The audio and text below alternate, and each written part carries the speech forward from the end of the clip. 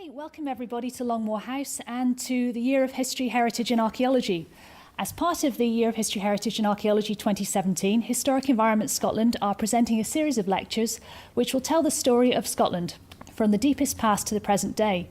The purpose of this series is to share and celebrate the wealth of knowledge within our organisation and to give people a chance to learn about the archaeology and history of Scotland. So we've reached October and our 10th lecture, which is about the age of leisure and pleasure. And I'd like to give a special welcome tonight to our viewers on Facebook, because of course, as with all the lectures throughout the year, we are going live on Facebook so we can reach the widest audience possible. Before we get started this evening, I'm just going to do my usual bit of housekeeping. So we're not expecting a fire alarm this evening. So if the alarm does go off, it is for real. So if you would like to proceed through the double doors and back out to the main reception in a quiet and orderly fashion, and then our muster point is across the road at the National Library. So watch out for the cars, please. So we have two fantastic speakers this evening, and I'm pleased to say that both of them are very good friends of mine. So first up, we have Judith Anderson. Judith is an architectural historian, so for a change we've departed away from archaeology, and Judith's very keen to me to stress that she's not an archaeologist, but we won't hold that against her. Because of course this series is not just about archaeology, it's about history and heritage as well, in time with the theme of the year. So Judith is a Cultural Significance Advisor within Historic Environment Scotland's Commercial and Tourism Directorate. Judith is responsible for overseeing and updating the Historic Environment Scotland statements of significance for the properties in care. And one of the most challenging aspects of this is gaining an understanding of the changing social significance of our monuments. And Judith has made tremendous progress in addressing this. So enough from me. I would like to pass you over to Judith. Thanks very much, Kirsty. Is that volume okay for everyone? You can all hear me? Excellent. Good. Oh, now I can't see you, but I can see my script. Okay, so this age is billed as the age of leisure and pleasure, which does make it sound as if I should be swigging on the Chablis, and so should you, but apparently we have to wait until a bit later for that. So tonight I want to give you an introduction to the idea of leisure and pleasure in terms of visiting heritage sites. How and why did earlier generations visit? What made them come to Scotland? What were they expecting? How did they view historic sites? And generally, how did the heritage fit into the tourist experience? Mari will then take over and look in a little more depth at the early years of the archaeology profession, when a leisure pursuit became a more serious avenue for research. So I'm going to try and give you an overview covering from the late 18th century through to the very early 20th, but I'm going to concentrate mainly on the period between the 1780s and the 1820s, because that's the time when people really begin to view Scotland and its historic sites as places worth the visiting. While there'd always been an earlier antiquarian interest in the history of the country and particularly of its noble families, there wasn't really a tourist market as such until the later 18th century. And as I got into, let's try this, yep. As I got into preparing this talk, another theme kind of floated to the surface, and that was really ruins and how much we love them, even in the rain. And with that in mind, I want to start you off with a favourite Norman McCaig poem. I hope some of you know Norman McCaig's work, famous Scottish poet, and Edinburgh-based, but also wrote a lot about Assynt, and often with a very wry sense of humour, and many of his later poems do not rhyme, and this one doesn't. It's called Characteristics, and it goes, "My American friends who claim Scottish ancestry have been touring Scotland. In 10 days they visited 11 castles. I smiled. How American. They said they preferred the ruined ones. I smiled again. How Scottish." So, without more ado, to Italy. We want to start off in the sunshine, and I want to start off with the idea of the European Grand Tour, which is probably familiar as an idea to most of you. It was that cultural institution whereby the sons of the aristocracy travelled to Europe, primarily to Paris, through Switzerland, into Italy, to complete their cultural education. These tours were hugely expensive. Apart from travel and accommodation, there were tour leaders to pay and lots of souvenirs to be sent back home. This view of ruins in a landscape from the studio of Canaletto was the kind of very expensive postcard that they might acquire and send back home. The aim of the tour was to experience the cultural sites, the great antiquities of primarily the classical antiquities of Rome and Italy. And it was very much an exercise in cultural education, in vogue from the late 17th century through to the 19th. And it was very much an elite pursuit. So during the later 18th century, travel within Great Britain, as opposed to the continent, gained a little more popularity as an alternative destination. And there are several reasons why Scotland in particular became popular for this kind of leisure, oblique cultural travel in the late 18th century. And these reasons are both practical and cultural. In cultural terms, the time after the quelling of the Jacobite risings, and particularly after the 45, brought in its wake military mapping, military road making, and also better harbour provisions. So this meant that travel to remoter parts of Scotland was much more feasible, more practical. It was still difficult, but it was actually fairly possible. And also at that time, war in Europe disrupted sea traffic, so continental travel became a bit less attractive and a bit more risky. At the same time, within Britain, within the British experience, really attitudes to landscape were changing. Before the 18th century, there wasn't really an aesthetic appreciation of natural landscape as we might have today. An uncultivated land, wild nature, was regarded with a mixture of horror, suspicion, and distaste, as we see from Daniel Defoe's description in the 1720s of seeing Drumlanrig. He said, "It's like a fine picture in a dirty grotto, or like an equestrian statue set up in a barn. Environed with mountains of the wildest and most hideous aspect, desolate and dismal, a horrid desert of hills, beauty, i.e. Drumlanrig, surrounded by deformity." So he wasn't just being anti-Scots in this, incidentally. He said much the same of Chatsworth in Derbyshire. And what he was expressing was almost panic at the sight of uncultivated nature. So by the 1750s, a wee bitty later on, attitudes start to change and interest in nature and landscapes grew. Philosophers and aestheticians developed quite complex definitions of particular kinds of landscape, and they categorized them as the beautiful, the picturesque, and the sublime. Don't worry too much about these chaps. This is just up there to show you two of the key kind of texts of this, if you like, invention of the study of landscape and the appreciation of landscape. I will get round to buildings eventually, I promise. I can tell I'm losing some of you. Anyway, crazy as it might sound, these rather dry academic philosophical studies sparked an intense interest, avid followings, and led to significant cultural developments. The idea was to look at landscape as if it were a picture, and therefore the best landscapes were the ones that approximated most closely to what you would expect to see in a picture of the sort you might send back from the Grand Tour.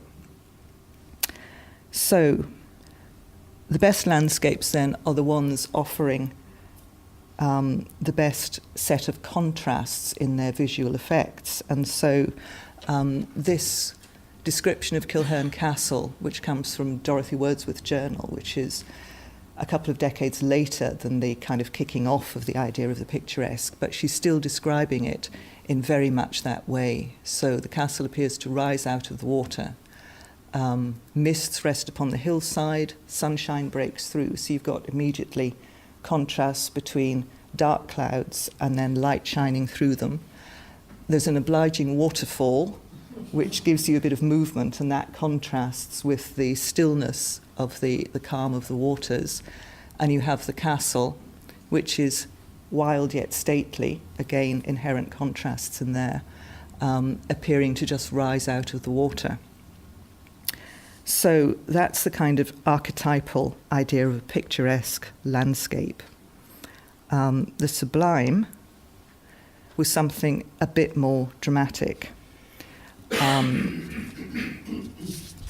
This view by Alexander Naismith of Tantallon Castle, perched on a rather crumbly-looking bit of cliff, has all the elements of the sublime: stormy seas, chasms, kind of romance and drama, the idea of wild nature. And in this landscape, then, the shattered remains of a once mighty fortress in that very precarious position. That all adds to the drama and the romance and the landscape. The Sublime is really about making you feel small and threatened in the face of wild nature. So anything that gives you a tiny frisson of, ooh, not quite comfortable here, that's the Sublime. And the appeal there is to the imagination as much as to the eye. And things such as the British landscape gardening movement, landscape painting, and the romantic movements in art and literature all have really deep roots in these concepts of the picturesque and the sublime, which is why, sorry, I've spent a wee bit of time stressing that. Anyway, by the 1780s, with sea travel interrupted by war and a growing interest in British landscape rather than continental landscape, we arrive at a point where the leisured elite start to look seriously around within Great Britain as an alternative to the Grand Tour.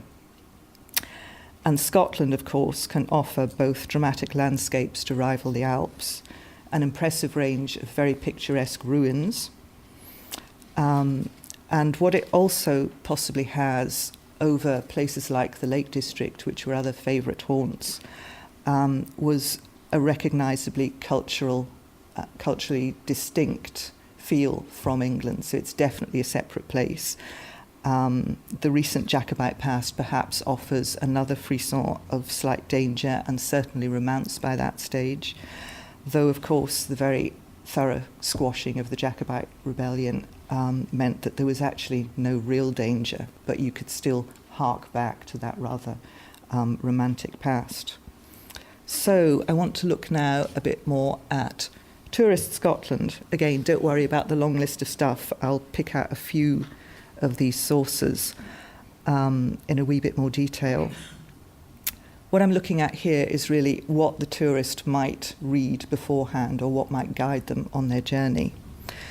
The celebrated views and vistas, historic sites that they wanted to find out, how did they sort out where they were going to go. So this, if you like, is their homework.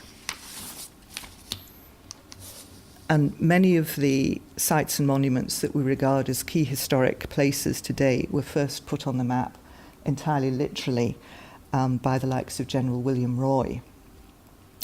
So Roy supervised the mapping of Scotland after the 45, and somehow while he was doing that, he found time to produce surveys of many archaeological sites as well, including practically the whole of the Antonine Wall, and sites such as this hill fort, White Catterton Hill Fort in Angus.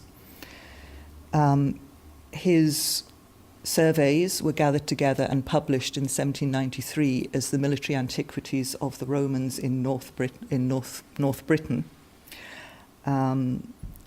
Sadly, he died 3 years prior to this, so he didn't actually live to see it completed.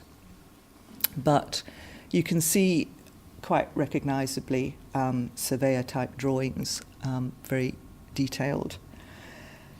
Next chap, Captain Francis Grose, is a very jolly gent. He was a drinking buddy of Rabbie Burns and began life also as a military man turned antiquarian. While Roy's approach was very much that as surveyor-recorder, Captain Francis Grose introduced kind of more elements of the picturesque in the way he presented his drawings of sites. Dalhuaran old Dalwarren Castle there.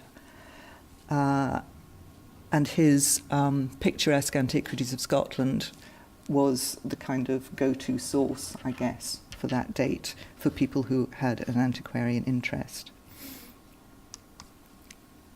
Charles Corden, not a military man, he was an Episcopalian minister based up in Banff, and so he had a first-hand familiarity with many of the lesser-known sites. He drew a lot of the sites in North Scotland, and you can see from this frontispiece, he's got a bit of everything. There's kind of a bit of probably cairn in there. There's a bit of picture stuff. There's the ruined castle. There's a bit of tracery. So he's kind of gathering everything together in a really rather beautiful way. And he was a fair artist in his own right, as well as a recorder of historic sites. His 1780 volume was published as a series of letters to Thomas Pennant, an English natural, I think he was actually Welsh naturalist and historian and antiquarian, whose tours were probably the most famous of the time, but Corden is there inputting a bit of additional Scottish, north of Scotland knowledge. So all these topographic views and prospects of Scottish scenes were fairly widely published as prints and engravings by the likes of Paul Sandby and J.M.W. Turner. Turner starts off doing this stuff, and then his style gets looser and looser and looser and more dramatic as time goes on. And William Daniel, from whom these two illustrations are taken.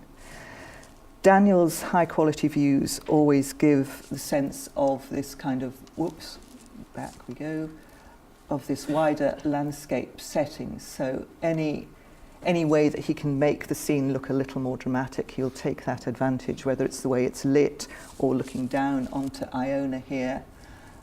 You always get, as I say, a sense of the wider landscape, and it's very much a site within this wider landscape that he's depicting.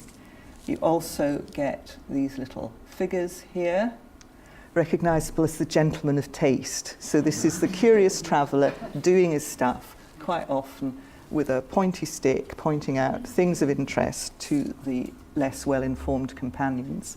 And you also get a bit of genre detail of, in this case, people cutting peat. And for the historian, all these little additional details are really useful and really valuable, because it does give you a sense of how life was going on at the time. The bottom one is the big standing stone at Barbas, and there's a gentleman of the former Royal Commission standing next to the same thing. So, an entirely different kind of travel guide was the Honourable Mrs. Sarah Murray's useful companion and useful guide to the beauties of Scotland. Sarah Murray's a bit of a heroine of mine. She was in her 50s when she started doing this travel lark, and essentially her guide, which you can access fairly easily online if you just sling her name into Google, Sarah Murray travel writer, and you'll get links to her original text. And it's a very vivid, chatty kind of description of the vicissitudes of travel, where to go, how much stuff might cost, what the state of the roads was, what the inns were like, what to do if your axle breaks, which happened quite a lot to her. She carried a spare, believe it or not. So she's kind of the trip advisor of her day, or maybe the rough guide of her day. The text, as I say, it's really easy to read. She gives you accounts of places that you'll be familiar with. For instance, she talks about visiting Dumbarton Castle and being checked in by the sentry on duty and having her sketch pad confiscated in case she is a French spy. And she doesn't take kindly to that. At Fort George, by contrast, she has a whale of a time. She spends 2 or 3 paragraphs telling you how great the soldiers were and how dashing they were in their uniforms. And she was very, very taken up with Fort George. And I can't resist reading you just a quick extract from her bit of the West Highland Way. She's on her way from Tyndrum, travels the 16 or so miles to King's House early in the morning, bags her room, which she calls her sty. She then engages a lad with a pony and a peat cart to take her 9 miles out into the glen and back to get a prospect of the scenery. She makes it back to King's House in the rain, in the dark, and this is what she says.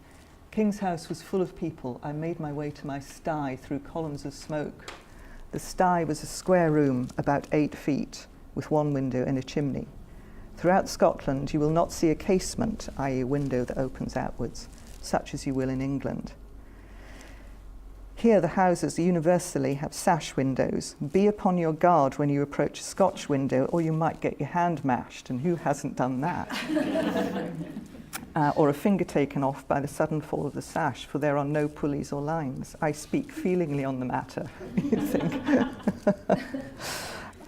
Yeah, absolutely. And she finishes off saying, the usual prop in Scotland for sashes is a poker or a half broom. But I commend her to you.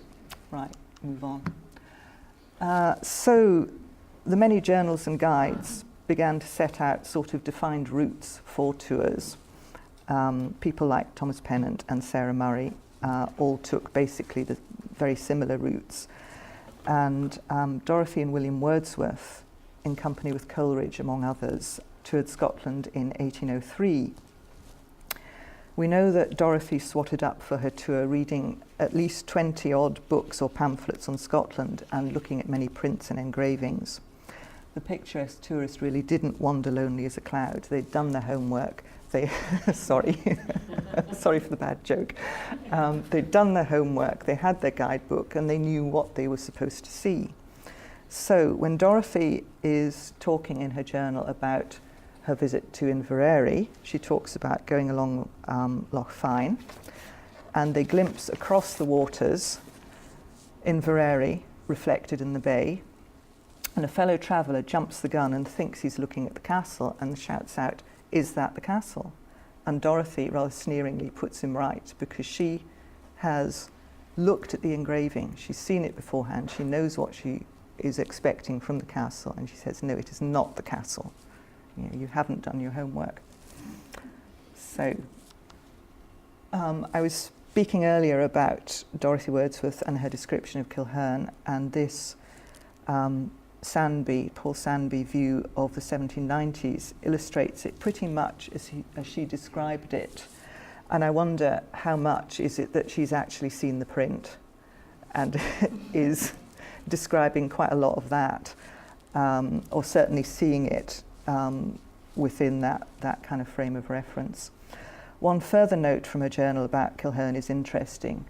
The guide tells her that normally it's possible to walk Dryshod up to the castle, but that they couldn't do it on that day because the loch level had risen, which meant she couldn't get up close. Dorothy was not at all disappointed by that. She was entirely happy because, as she said, we were very lucky in seeing it after a great flood, for its enchanting effect was chiefly due to its situation in the lake.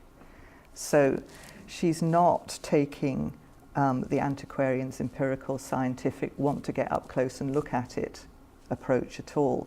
She's quite happy to see it from afar, and the more romantic the better. It was an emotional experience rather than an aesthetic one. This kind of refined aesthetic sensibility was an open goal for satirists, and this is an illustration by Thomas Rowlandson from a long poem called Dr. Syntax in Search of the Picturesque, and it's taking the mickey out of the like of those Reverend Gilpin essays that I mentioned earlier.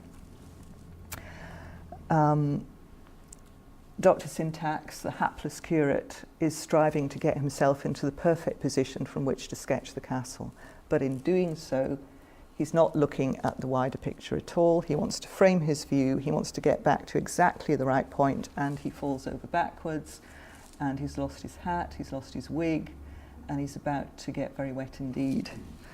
And it kind of reminds me of the selfie takers today, that they're kind of observing everything through this rather tiny frame and maybe missing the big picture. Anyway. You'll note that the castle is appropriately ruinous and not unlike Kilherne, although I'm not saying it is Kilherne, but it is very like it. It's a kind of picturesque trope by that time.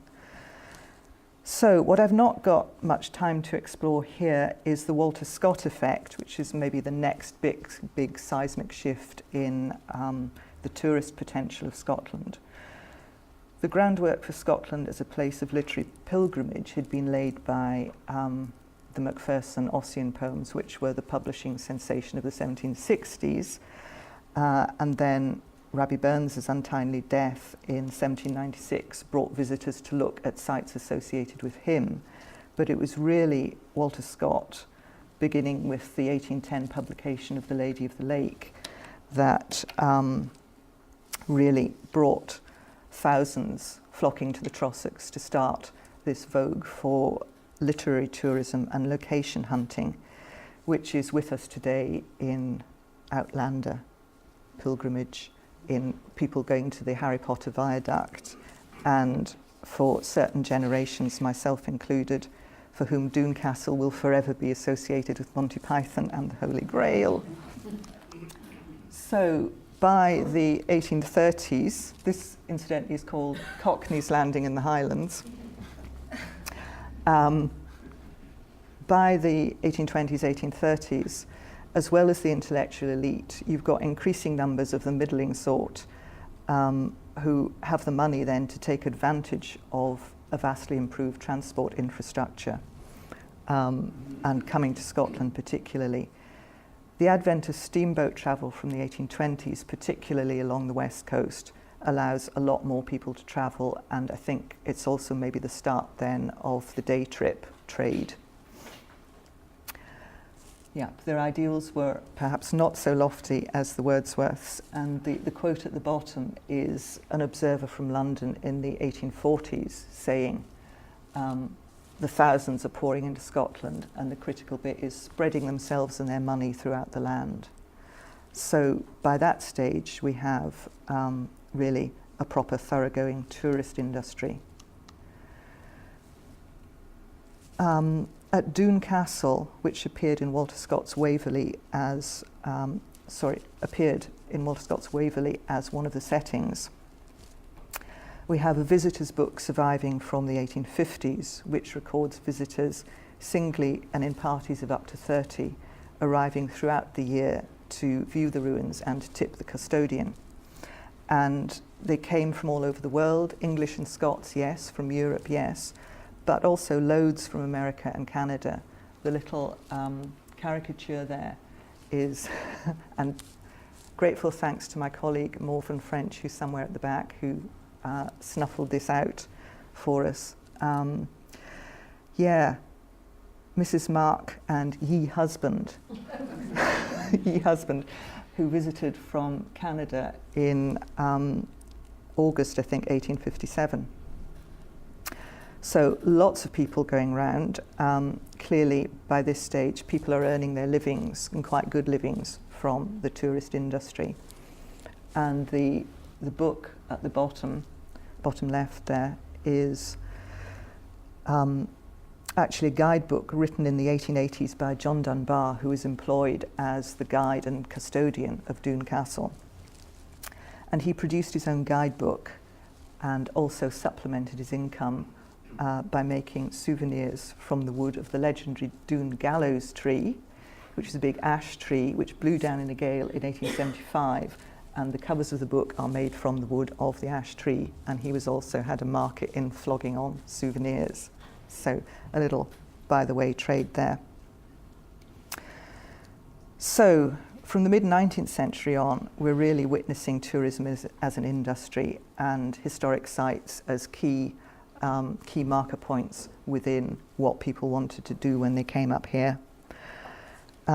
Cooks of Thomas Cook fame are probably the best known and enduring name of the kind of tour operators who sprang up at this time. The first Cook's tour to Scotland was in 1846 with a party of 350 from the Midlands. Thomas's son, John Mason Cook, oversaw the Scottish end of the business, and from the 1860s he established relationships with transport operators and also with key tourist sites such as Abbotsford, Melrose and Dryborough, which were packaged together as kind of the Walter Scott Borders experience. Cook's had a particular impact on the transatlantic tourist trade, specialising in bringing Americans and Canadians to Scotland, and they had a range of itineraries to suit every pocket, and also professional guides to shepherd the groups and pass on information. And certainly looking at some early files for Edinburgh Castle, there was quite a bit of friction between the homegrown Edinburgh Castle guides who were resident there and the kind of tour operator guides who came in and stole their thunder effectively.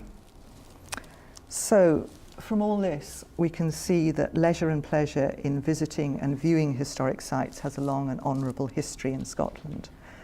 The twin themes of tourism and that idea of picturesque sensibility and antiquarianism, which turned into archaeology, wind like a sort of double helix around how we view and value the monuments today. We're all of us curious travellers. We all owe a debt to the pioneer curious travellers and antiquarians who mapped out so many of Scotland's historic sites. And perhaps we owe no less a debt to Walter Scott and John Mason Cook and McBrain's tour guides and all the rest of them who gave us Scotland the package, a perfectly marketable commodity and a brand that's as loved and recognised as picturesque Scotland. That's all I have. So over to Mary.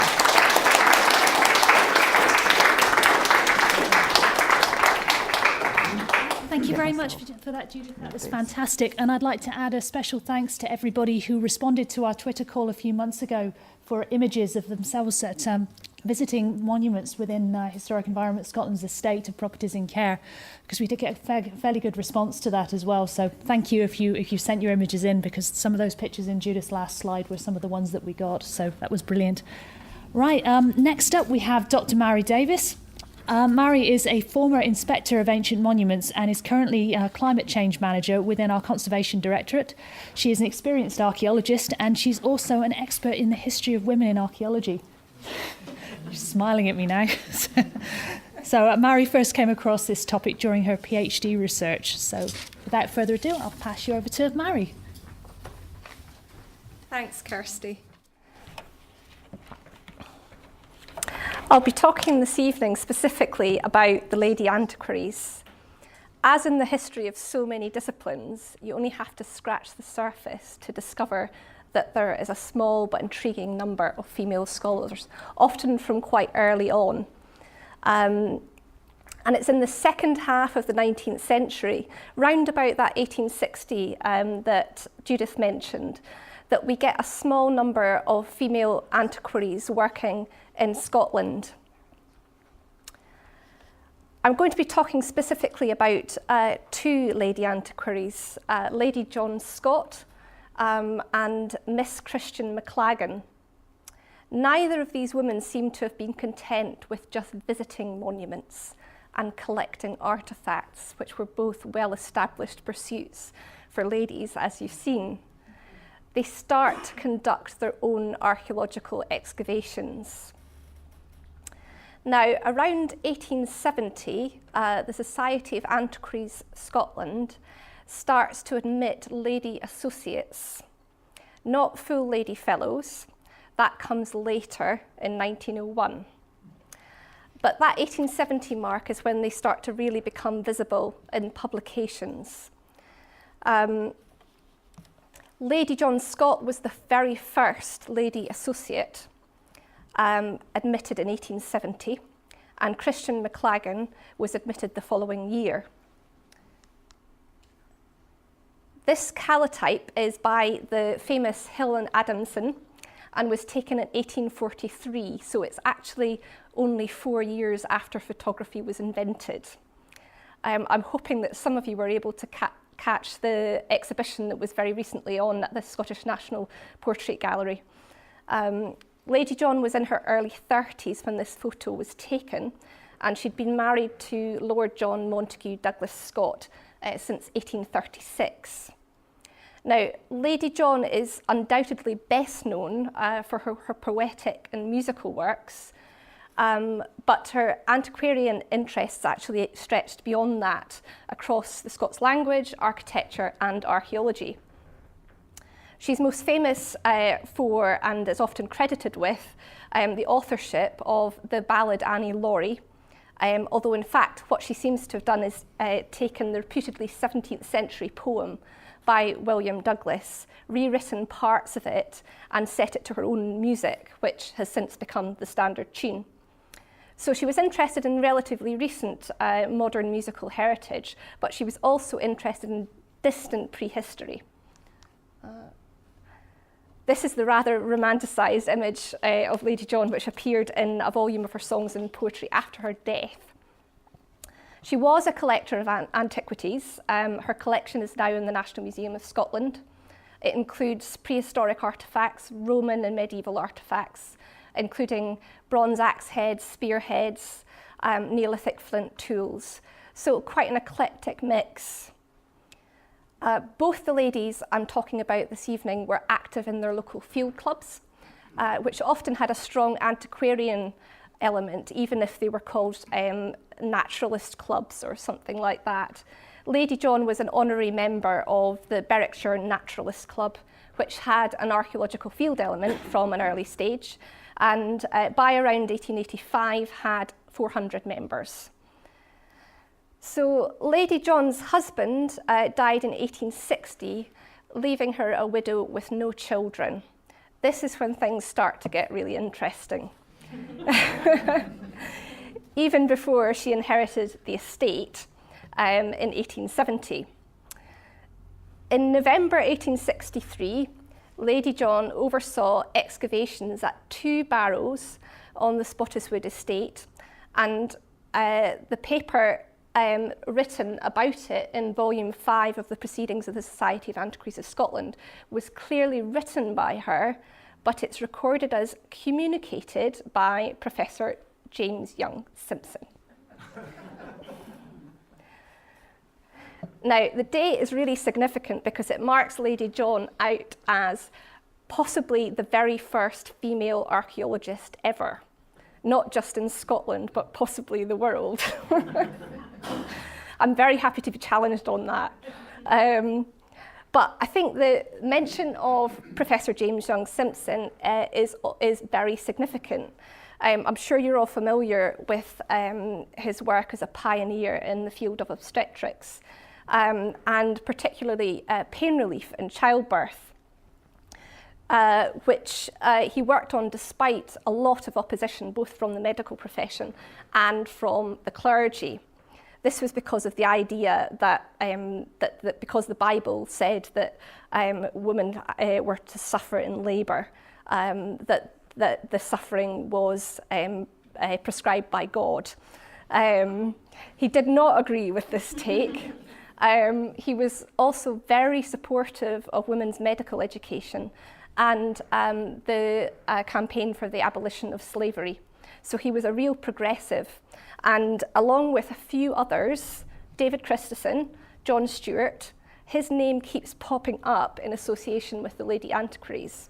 They were very active at the time, but I don't think it's much of a leap to suggest that he may have been encouraging and supporting his female acquaintances and friends in their antiquarian interests. In the next volume of proceedings, John Stewart, there's that name, another of these apparently supportive gentlemen, reports on an excavation directed by Lady John of tumuli at Hartlaw. Stewart compares these to the graves reported in volume 5, and in passing mentions that on that site, Lady John was assisted by Mrs. Warrender. The same Mrs. Warrender is also mentioned as having examined a group of kists on her father's estate of Newhall.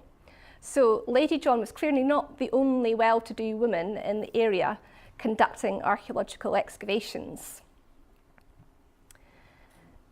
In 1868, Lady John reports on wooden structures uncovered in a boggy plantation next to Whiteburn Moss and illustrated the article with her own sketches. Sadly, the site has not survived. It may have been a crannog, but the sketches suggest that it might have been timber trackways. preserved in the moss, and we'll obviously never know what date they were. So I'm going to move on to Christian McLaggen. Now, unfortunately, there is no surviving image of Christian McLaggen as far as I'm aware. Again, if anybody would like to correct me on that, I'd be delighted. There seems to be no photo or even a drawing of her. She was born near Denny in 1811, the daughter of Janet Colville and George McLaggen, who was a distiller and chemist. Now, she was left a fortune and seems to have taken the decision to pursue antiquarianism. She published numerous books on articles on the ancient monuments and the sculptured stones in particular of Scotland in the 1870s, 1880s and 1890s. This bit is really extraordinary. She also carried out an excavation in 1876 with a party of friends on the hill fort at Mithertap of Benihee in Aberdeenshire, which some of you might be familiar with. And she reported that to the Society of Antiquaries of Scotland in 1877, and then reported in print in 1881. So I think you'll agree this is an aerial photograph of the same site with its enormous stone ramparts. It's quite an image to think of Miss McLaggen, who by then was in her 60s, presumably wearing a corset and long voluminous skirts, as you would at that period, climbing Benihee with her friends and directing an excavation. Now, there are drawings accompanying her excavation report, and it's quite clear that she was there. She wasn't directing workmen from afar. So, as I say, McLaggen published her work extensively. Some of it, but not all of it, was self-published. Her most notable publication, which I definitely commend to you, there is a copy in the National Monuments Record, which you can consult. That was published in 1875. It's called The Hillfort Stone Circles and Other Structural Remains of Ancient Scotland. And it seems to have been well received at the time. I found a positive review of it in the Scotsman archive. But I think it's remarkable that she published her excavations at all in the detail that she did, and that she included such detailed drawings. The report on the Benihee excavations is in her book Chips from Old Stones. So, as you'll see, these first two lady associates both initiated archaeological excavations at an extraordinarily early date. Christian McLaggen's work covers the whole of Scotland and beyond, including Sardinia and Brittany, where she travelled to make comparative studies because she believed that the archaeological sites in Britain were best understood in their wider European context.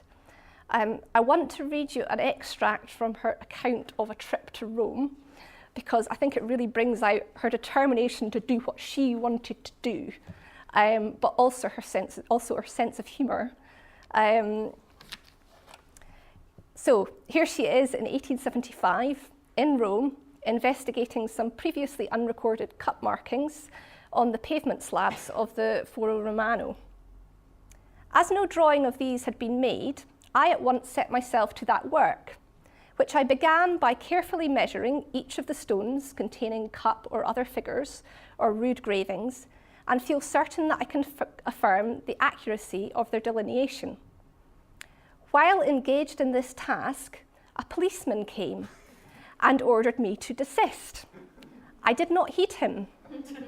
Soon there came another with the same command. To this, as little heed was given. At last came the captain of police, and he being backed by a thunderstorm, I had to stop work for the day. I learned that it was necessary for me to get the sanction of a certain official, whose designation I forget. Rome is not yet very free when an artist cannot do a drawing of her stones without leave. She goes on, the similarity of these forum cut markings to those of Scotland is striking and complete. So here we have expressed what Miss McLaggen was up against. Clearly the Roman police were not impressed by ladies doing drawings, but also her interest in finding parallels for the site she knew so well in Scotland, and her determination to create a really detailed and accurate record of what she saw. This is an illustration of Ballymena in the Kilmartin Valley in Argyll by Miss McLaggen. You could call it romantic, but it's also accurate, as is the case with so many of our plans, elevations and sections. This is the same stone, which by that time had come down. It was excavated in 1970 by the Central Excavation Unit for the Scottish Development Department, so a predecessor organisation of Historic Environment Scotland. The report's available to read online. It was published in 1980. So moving on, this is a Cockneys, the stone circle in Aberdeenshire. The two images in the middle, an elevation and a plan of the stones. This illustrates one of the eccentricities that McLaggen is known for. She starts with these accurate drawings of the site, but then she provides a reconstruction of the stone circle site as a brach. This is a feature of her work. She did tend to over-domesticize the record. Because of her religious views, I think she wasn't very comfortable with this idea that you would have pagan temples in prehistory and that kind of thing. I think she harboured the sort of romantic longing that the Scots had always been monotheistic. So it's a rather eccentric interpretation of the site. This is another, again by a lady. This is a watercolour view of the same site by the landscape artist, Lady Sofia Dunbar. And this is the site today. It's in the care of Historic Environment Scotland, so you can go and visit it yourself if you haven't already done so. So this is a lovely quote from the obituary of McLaggen in the Athenaeum, the London-based periodical. If I'm not good enough to sit down at your table, I am too good to stand in the hall. This is apparently what she said before she stormed out, having been made to stand in the corridor while a male antiquary read out the paper she had written to the society. That's the only place I found that quote, so it might be apocryphal, but it does kind of sound like something she might have said.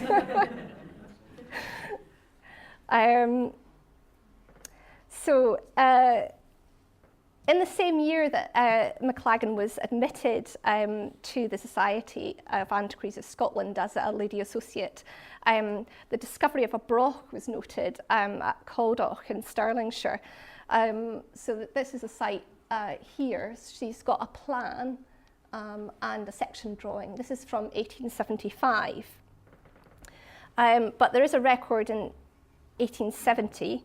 Again, this is in a paper that was communicated by a male fellow, again, John Stewart. There is on the estate of Corden a roundhouse, or rather the remains of one. 3 or 4 years ago, I mentioned to the late Sir J.Y. Simpson, there he is again, my assurance that such a building was there, and gave him drawings of the external indications of it, and of the one wall chamber which was then visible, and was then called a Roman well. The nature of its masonry at once showed me that it was British workmanship, and its surroundings showed it to be a house. Very lately, your society has had excavations made, she goes on. In a publication in the Transactions of her local field club, 14 years later, she refers to a roundhouse and notes that she's a bit put out because she feels that, that her part in the discovery and excavation of the brach have been overlooked. Here's a plan and a perspective view from the excavation in 1870, which McLaggen does seem to have visited. The reason I think, you're not going to be able to see this very well, but there are actually dotted lines just here, here, here. So it looks like she might actually have noticed stratigraphy and attempted to record it, which the other documents from the excavation don't do. So again, she seems to be very aware of the wider context of the archaeological discipline, and is already recording stratigraphy where other antiquaries are not.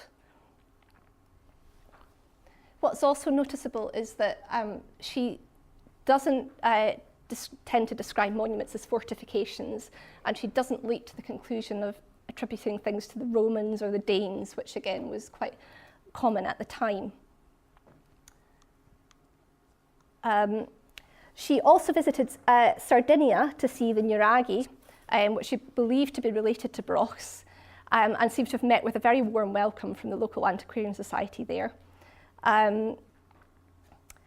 She does seem to have had a rather troubled relationship with the Society of Antiquaries of Scotland, and she doesn't seem to have been afraid of openly criticising her male contemporaries. And she makes scathing criticisms in print of, amongst others, Pitt Rivers himself, the very first inspector of ancient monuments, who is very significant as well in the history of archaeology. So this was the stratigraphy that she was noting. That was before Pitt Rivers had inherited Cranbourne Chase and begun his excavations there. So I think it is quite significant. But yes, Pitt Rivers, first inspector of ancient monuments, which is a milestone in the professionalisation of archaeology. Having said all that, I'm not entirely convinced that she was as denigrated as sometimes the impression is given.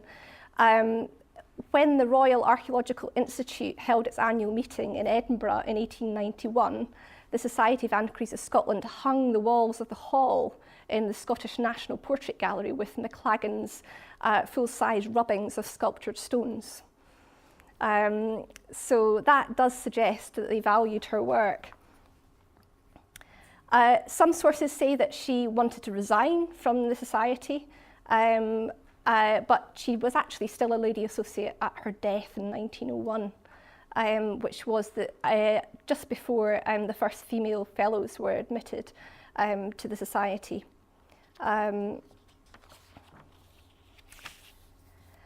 So I think what unites these ladies, this is called Brach again, and this is her gravestone in Stirling, up near the castle, which just has Christian written in ancient Greek, and that's it. It's next to her mother's grave. I think what unites these ladies is privilege.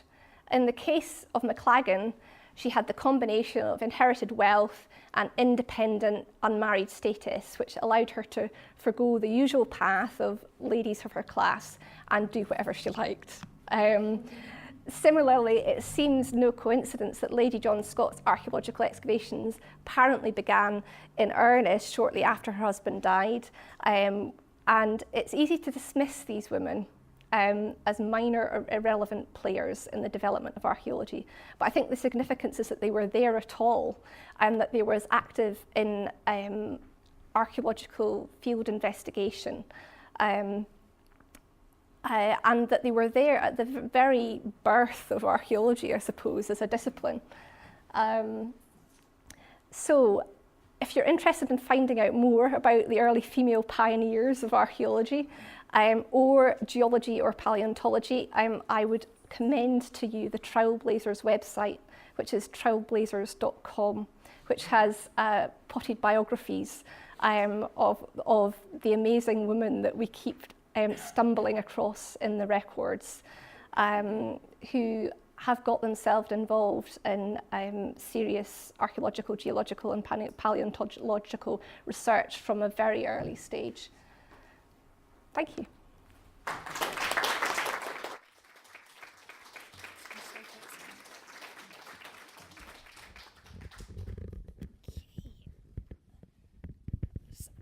Assuming I'm to detach the microphone at this point, we have a different procedure for the microphone every single week, depending on what works and what doesn't.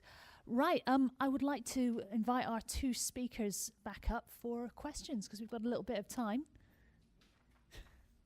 It's a very tentative walk, Judith. Larry, you as well. Okay, I'm just going to hang fire until I get the signal to start. So you guys want to move over a little bit? Okay, right. Does anybody have any questions for our speakers? Okay, do the full-length rubbings still survive? The ones that they hung? Do you know? Do, yeah. They do. Yeah. Or where are they now? I think they're in the British Library. She gave them to the British Museum because she was annoyed with people in Edinburgh. That's fair. But there's also slide copies of them. There's also slide copies of them in the library in Stirling. See, I told you I was terrible with the microphones. Okay, lady at the back. Thank you both. I've got a question, or kind of a double question for Judith.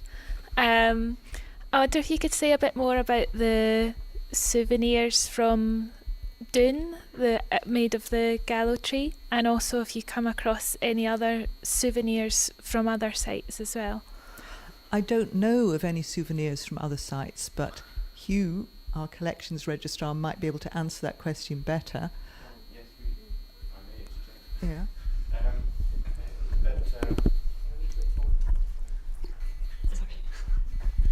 Yeah. Good question.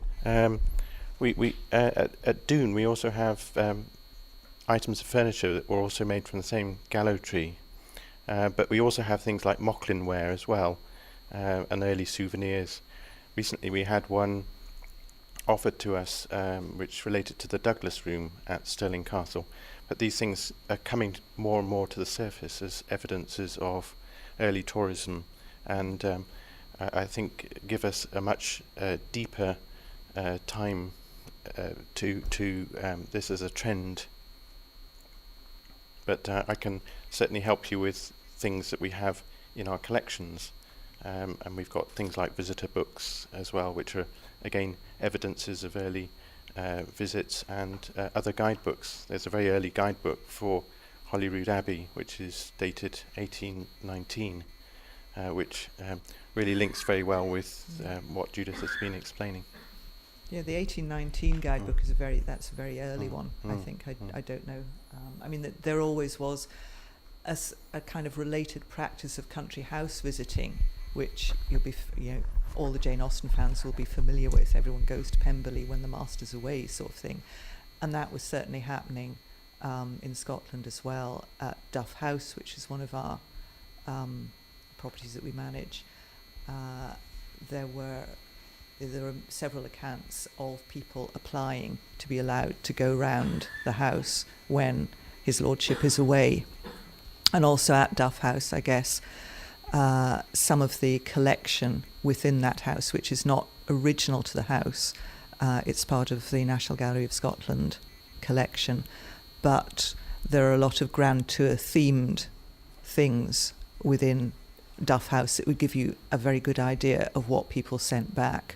There's certainly Grand Tour type loot, but also antiquarian loot as well.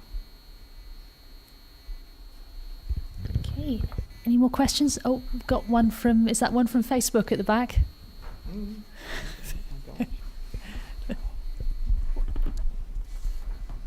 This is for Mary, and it's from Michael, and he would like to know, what evidence do you have that Lady John was the first female archaeologist in the world? I said she might be.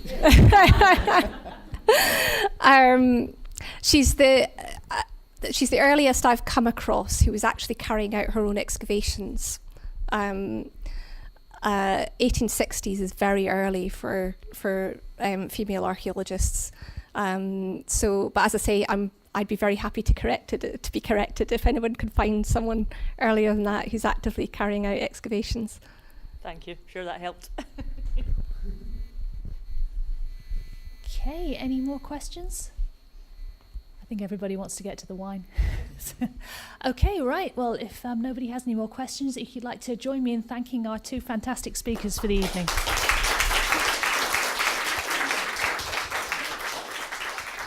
Right, and if you'd like to